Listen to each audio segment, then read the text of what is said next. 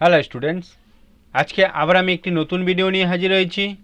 আজকের আলোচনার বিষয় ফোর্থ সেমিস্টার ডিএসসি পলিটিক্যাল সায়েন্সের একটি প্রশ্ন নিয়ে আজকে আলোচনা করব।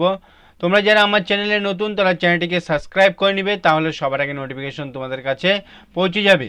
আরেকটি গুরুত্বপূর্ণ বিষয় হলো এবছর কিন্তু এনবিইউর রেজাল্ট খুবই খারাপ, তাই তোমরা এখন থেকে পড়তে শুরু করে দাও।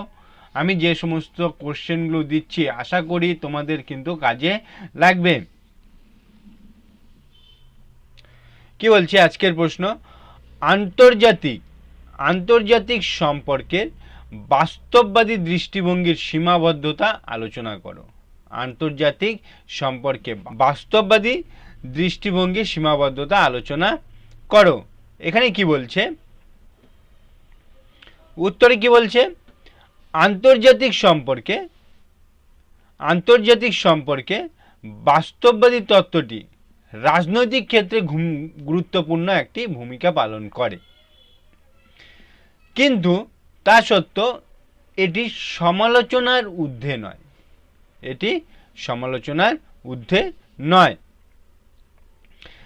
1860-এর দশকে তত্ত্বটি বিভিন্নভাবে সমালোচিত হতে শুরু করে।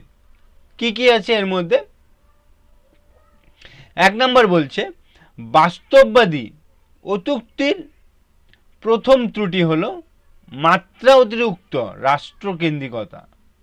মাত্রা অতিরিক্ত মানে প্রয়োজনের তুলনায় বেশি রাষ্ট্রকেন্দ্রিকতা। এক্ষেত্রে কি হয়, অরাষ্ট্রীয় কারকের ভূমিকা উপেক্ষিত হয়েছে।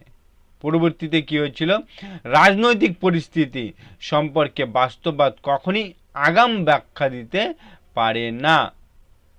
আগাম কোনো ব্যাখ্যা কিন্তু বাস্তববাদী দিতে পারে না। 2 নম্বর কি বলছে, সমালোচকরা বলেছেন বাস্তববাদী তত্ত্ব পছন্দের তুলনায় নীতি প্রণয়ন পরিবর্তনের বিদ্যমান। এখানে কি হচ্ছিল, পরিস্থিতির সংরক্ষণ ও মূল্যবোধের লক্ষ্যের তুলনায় পরিবেশের কি হচ্ছিল, সংগতি বিধানের উপর বিশেষ গুরুত্ব আরোপ করা হয়েছে। তারপরে কি বলছে,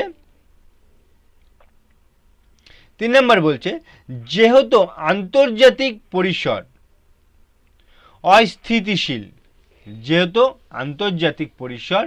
অস্থিতিশীল এবং নৈরাজ্যিক, সেহেতু সমালোচকদের মতে কি হয়, যুক্তিসঙ্গত নীতির বিশ্বস্ত পথ প্রদর্শক এবং মানদণ্ড রূপে জাতীয় স্বার্থের ধারণা একমাত্র কোনো স্থিতিশীল অধ্যায় ও পরিস্থিতিতেই অর্থপূর্ণ হয়ে উঠতে পারে। তারপরে কি বলছে, এখানে লাস্ট বলছে উপসংহারে, বাস্তববাদী তত্ত্বটি কি হয়, বিভিন্ন দিক থেকে সমালোচিত হলেও এই তত্ত্বের গুরুত্ব কিন্তু একেবারেই অস্বীকার করা যায় না। এই বাস্তববাদী তত্ত্বের কিন্তু একটি গুরুত্ব রয়েছে। উচিত অনুচিত এর প্রশ্নকে দূরে রেখে আন্তর্জাতিক সম্পর্ককে কি হয়, বাস্তবিক বিশ্লেষণের প্রেক্ষাপটে রাজনৈতিক রচনার পরামর্শ দিতে থাকে বাস্তববাদ। এই ছিল আজকের প্রশ্নের উত্তর। তোমাদের যদি বুঝতে অসুবিধা হয় আমাকে কমেন্ট করে জানাও, আমি কিন্তু সে বিষয় নিয়ে আবার আলোচনা করব। ভিডিওটি ভালো লাগলে লাইক করো, কমেন্ট করো এবং বন্ধুদেরকে শেয়ার করে দাও।